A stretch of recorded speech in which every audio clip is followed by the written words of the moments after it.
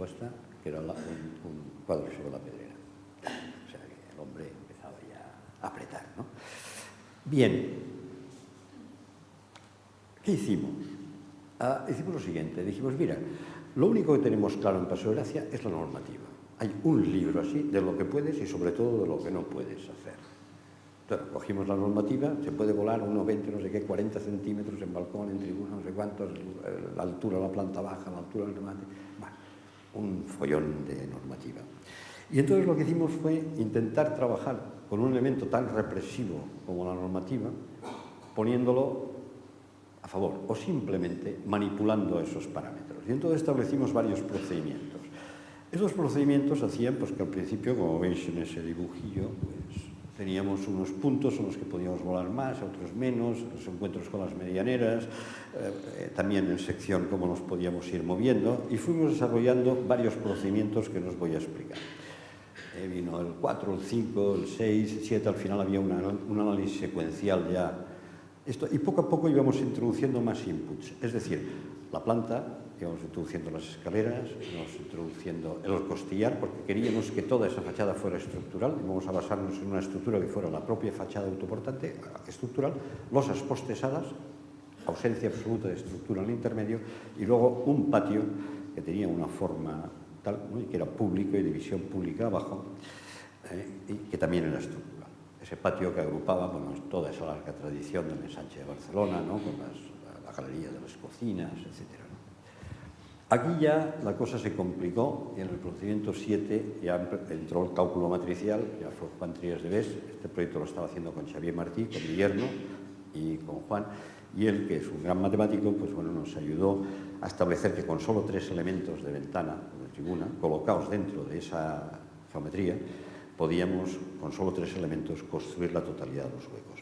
Y aquí veis la superposición de las 6 plantas del edificio y la de abajo, que es la suma de todas ellas. No se ve bien, está en colores.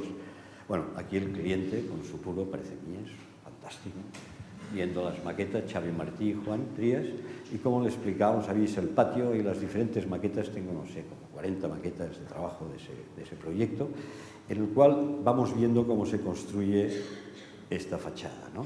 La planta es una planta muy bonita, fue Xavi Martí, que a través de ese, primero es una fachada profunda, que a veces alcanza los 2 metros de profundidad, luego tenemos este espacio intermedio de espacios de la vivienda que son espacios de recibo, biblioteca, o sea, esos espacios intermedios entre las zonas de estar y las grandes piezas que dan al Paseo de Gracia y a la calle y al Chaflán, y todas las piezas más pequeñas que dan al patio y las cocinas que dan a esta zona, ¿no?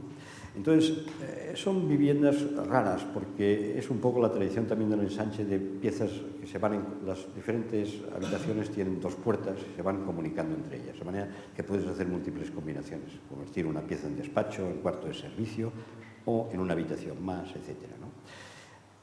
Esta es una de las maquetas que viajan en la exposición, una maqueta grande, está acostada porque verdaderamente tú, como ves una casa, la ves desde la calle y la ves así. Si la pones recta, nunca tienes la visión real del edificio, porque las maquetas siempre las miras. En cambio, al acostarla, sí vas viendo cómo toda esa fachada estructural de pequeñas piezas, bueno, no explicaré cómo es, pero bueno, son unas dobles U's y tal, ¿no? Y unos pilares en celosía, y esa gran estructura arma la fachada y genera los huecos, genera espacios en que esas ventanas se van colocando, esas tribunas, miradores, recuperando toda esa tradición del ensanche. Y al final son regladas. O sea, todo esto salió de una primera maqueta en la cual vemos cómo se va arreglando la fachada y aparece todo ese mundo del modernismo, de Gaudí y tal, que de una manera casi inmaterial aparece en la construcción del edificio. Luego, bueno, habría un chaflán. Ese edificio está pendiente de hacer porque hay un inquilino dentro que no se quiere ir.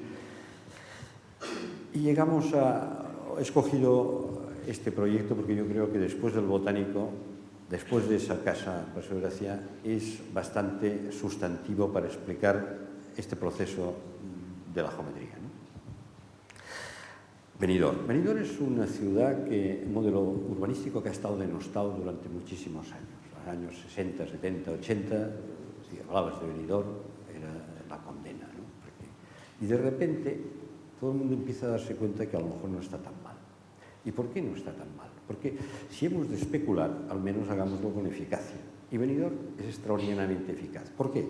Primero, consume poquísimo territorio. Aquí entran 500.000 de personas. Está ocupado 12 meses al año. El coche es innecesario porque todo el mundo está a 10 minutos de las playas. La gente ve desde sus torres, de una forma o de otra, el mar y el paisaje. Se ha respetado el entorno natural y, sobre todo, una cosa muy importante que nosotros hemos tenido que adaptar y construir el paseo con esa condición, todas las rieras y cursos de agua naturales llegan a la playa y al mar. Es decir, creo que no han sellado el territorio, han construido sobre la topografía. Un primer plano de Benidorm que se llaman, construían una cuadrícula, llegó un arquitecto, un tal Guardiola, que llegó allí y dijo, bueno, mira, cogió un paquete de cigarrillos de manera tan elemental y dice, nosotros podemos hacer la nueva ciudad así, la podemos hacer así o la podemos hacer así. Es el mismo volumen, ustedes mismos. Dijo, pues vamos a hacerla así. Bueno, y apareció esas pequeñas torres, no serán rascacielos, 20 y pico plantas. Tienen una escala 1,7 Manhattan. ¿Por qué? Porque esa altura de 80, 90, 70 metros, algunos hacían, luego hay el Valley y otros rascacielos, ya rascacielos de mayor porte, pero tiene una planta muy reducida, a veces son un par de apartamentos, con lo cual relación planta tal da una cierta esbeltez a esos elementos. Quizá no son muy buenas piezas arquitectónicas, pero, como digo, ellos, la playa es su máximo patrimonio, han creado una ciudad comercial increíble en el subsuelo, mantienen, como digo, la topografía, es un poco como Sao Paulo, sobre la topografía van apareciendo agujas, en sus piscinas, sus restaurantes y tal. Y entonces, ¿qué es lo que no tiene la ciudad? Cuando nosotros nos plantean el concurso de este paseo marítimo de Poniente, de 1,5 kilómetros de extensión, nosotros dijimos, quizá lo que podamos aportar con Xavi Martí, dijimos, es construir espacio público, porque 1,5 kilómetros, 30 metros de anchura, 4 metros de desnivel entre la ciudad y la playa, caray, eso da una extensión, 4,5 hectáreas y un volumen fantástico. Y tenemos un lugar público, un espacio público más allá de lo que hay ahora, que es un muro con una balaustrada y para el agua, no sé qué, para la ola más de no sé qué. Y de esta forma tenemos la posibilidad de tener un parque, un lugar público en una situación privilegiada entre la tierra y el mar, entre la ciudad y la playa.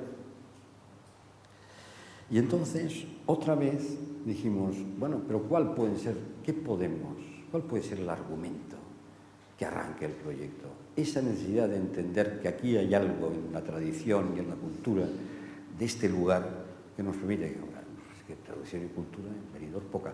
Bueno, no tan poca. ¿Por qué? Porque al final esto es el hedonismo, es la ciudad de la vacación, es el turismo, si quieres, masivo. Pero tiene esa cosa de la alegría y que otros arquitectos, porque fijaros que siempre que hablamos de un proyecto hay una fuente. Mi hijo lo que ha hecho, Borja, en el Synchronizing, es estudiar las geometrías del siglo XX. Es decir, es una visión alternativa a la historia que nos han explicado de los grandes maestros. Ahí salen todos los locos, y salen los Escher, y salen los Gabos, y salen, en fin, tantos matemáticos, muchos ingenieros, los Torroja, los Nervi, en fin, tantos, los Morandi, pero también los Van Eyck, los Joshi, Candilis, los metabolistas en Japón, incluso parte de los Albers y Maxwell en la Bauhaus.